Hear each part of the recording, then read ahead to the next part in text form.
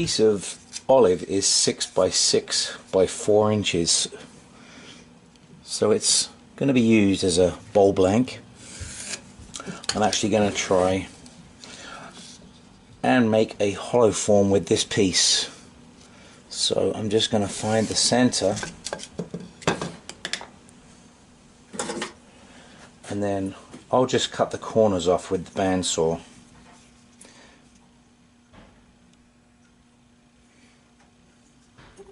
Make an approximate circle, get it pretty close with the bandsaw. Maybe I can make some pen blanks or use the corners for something else. It's a nice piece of wood, it'd be a shame to waste any of it really, but so I'm going to cut these corners off with the bandsaw, and then we'll get it on the lathe using the worm screw.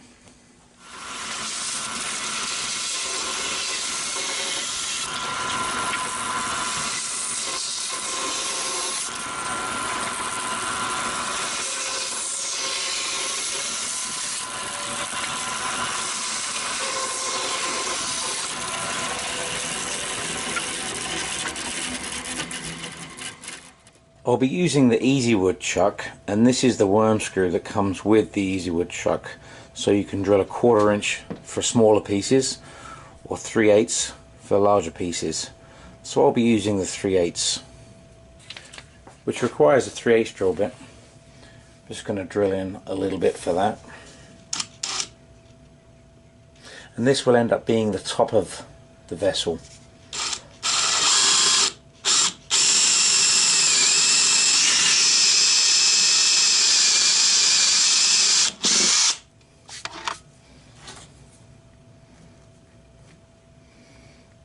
And that is plenty.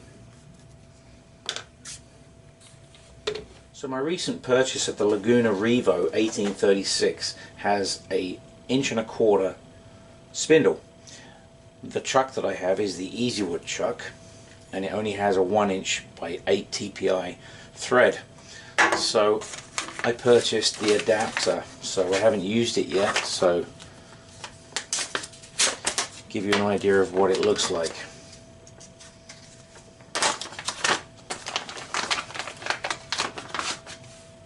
And it comes with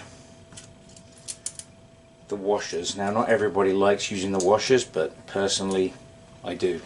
So it has a couple of screws there to tighten down onto the spindle, so that you can do reverse sanding and such. So I'll go ahead and put that on.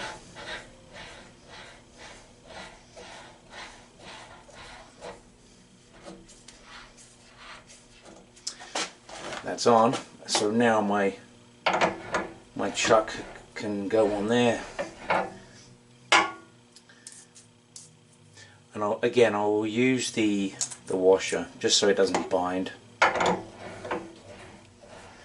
I'll put that on there. Now there are screws that come with this chuck so that you can lock that onto the spindle as well, so there'd be 4 set screws holding this whole piece together, but only if you really need them. You only need them for reverse typically. And now I can go ahead and thread this into the wood.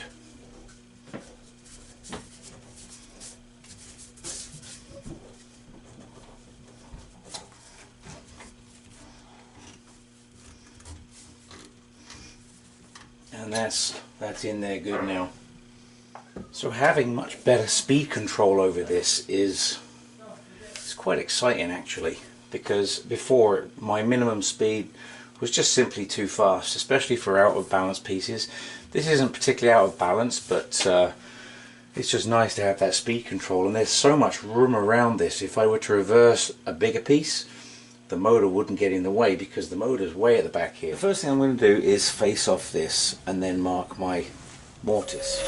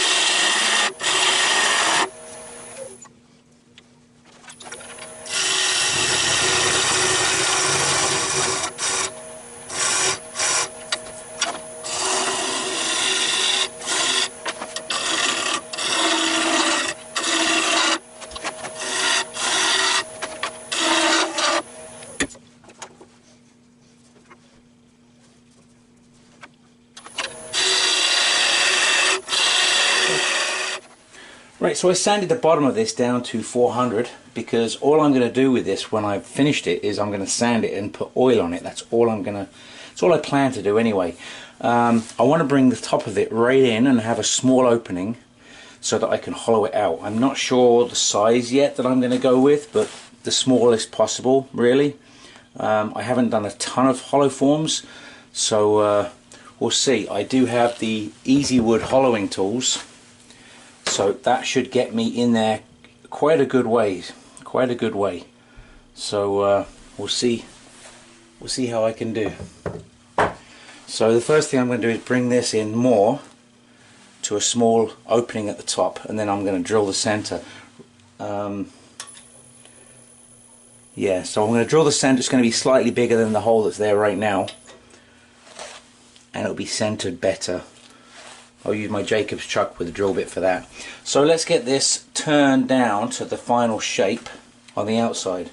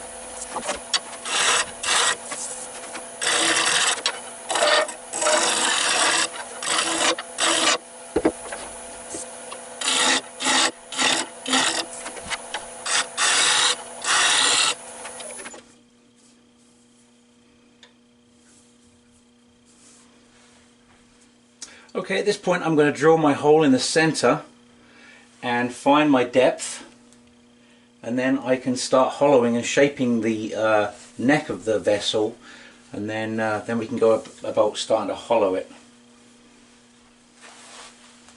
Beautiful piece of wood, absolutely stunning figure in it.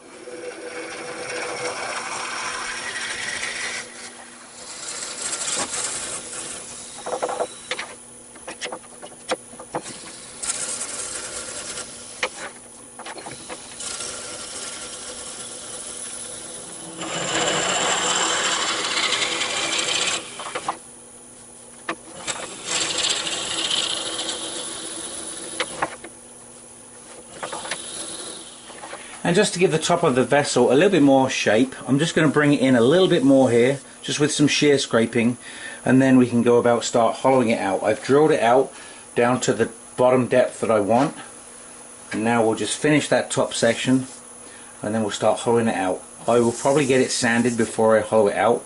I won't bore you with that process. It's just a case of going through the grits.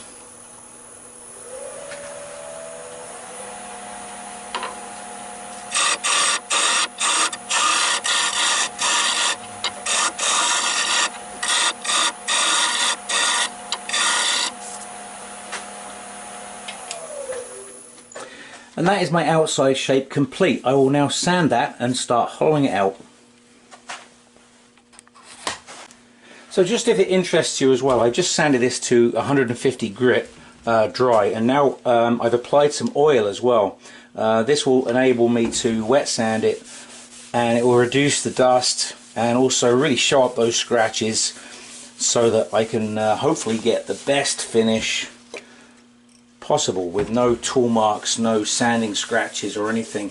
And again, sanding forward and reverse will help you get a much better finish as well. It's already looking very smooth. I'm not seeing any tool marks. There's definitely no tear out. I think that's one of the benefits to olive wood, is it doesn't seem to tear out. I don't know why. Maybe because it's oily wood. I don't know.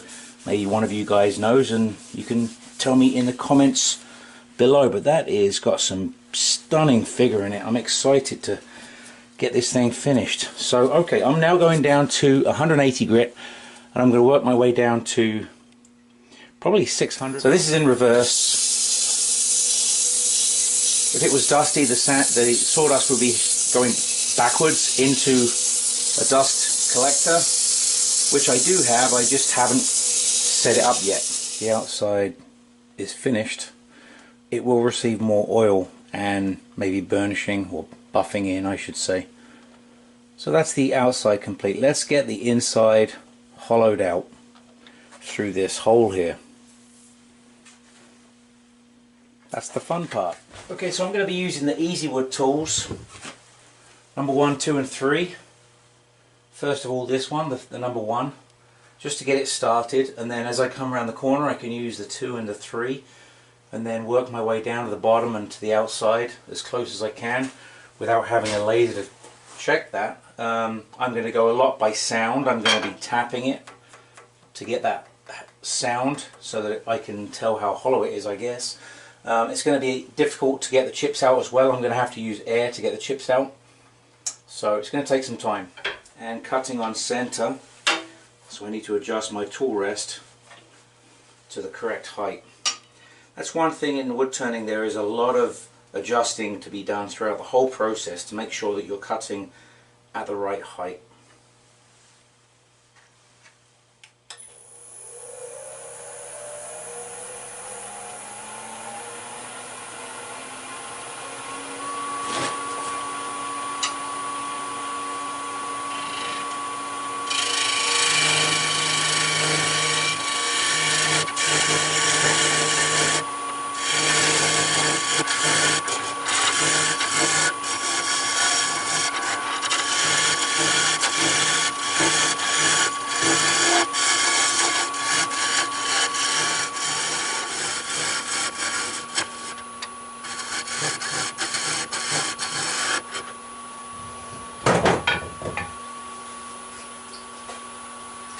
Swapping over to the number 2 now, I have to make sure that the tool rest is on the flat part, not over here.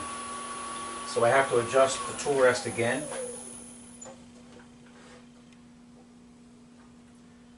Bringing it back to a safe position so that it's not going to move around, it's going to be on the tool rest, on the flat portion.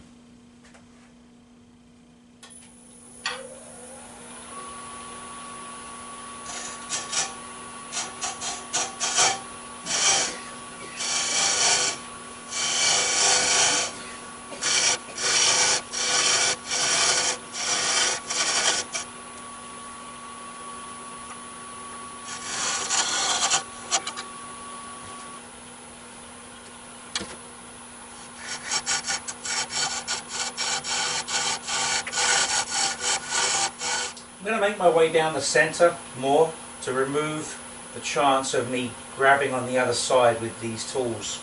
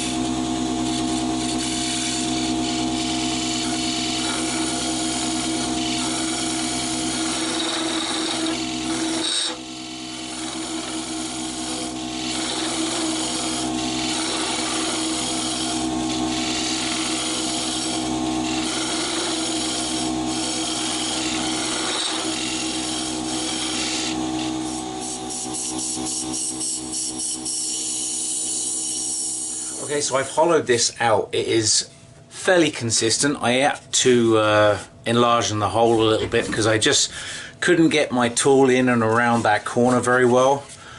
But it's fairly thin walled.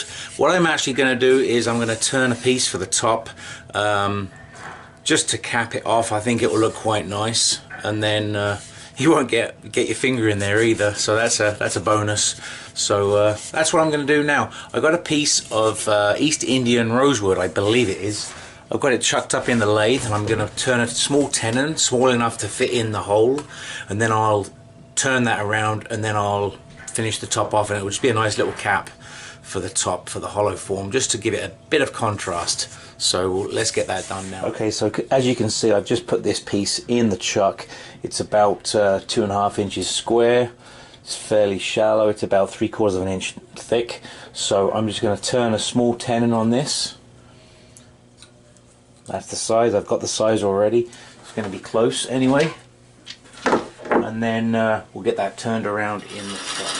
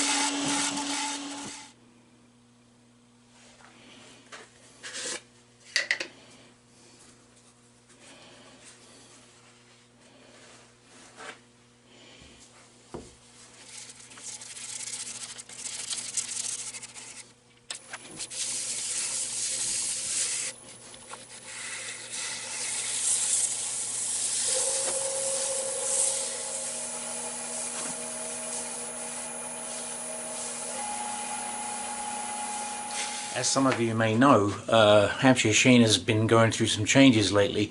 One of those changes being food and toy safe finishes, and I'm happy to announce that Hampshire Sheen food and toy safe gloss is now here in Canada. It isn't actually on my website yet. It just arrived this past week, but it will be up shortly. So I'm going to be using this for the first time on this piece right here. This is the first time that English Hampshire Sheen gloss has arrived in Canada, and here it is. So we're going to put this on this vessel now.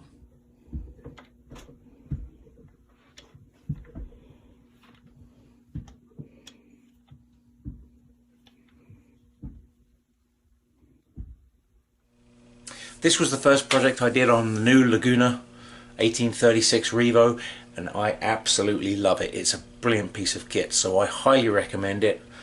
I can't say enough about it. I haven't done a review on it, but it's everything that I hoped it would be. Thank you guys for watching. That was a lot of fun to make. Absolutely love this piece of wood, it's fantastic. Ismail in Tunisia, thank you for this wood. Absolutely love it, and I will be ordering more soon for the Canadian market. If you haven't turned olive wood, I highly recommend it. It's absolutely beautiful. It has a beautiful finish to it, and it smells amazing when you're turning it. I really like it anyway. So don't forget to like, share and subscribe, and I'll see you again for the next wood turning video. I'll leave a few photographs at the end and a link to my website where I will soon have more of these blanks available for sale. Take care now. Bye.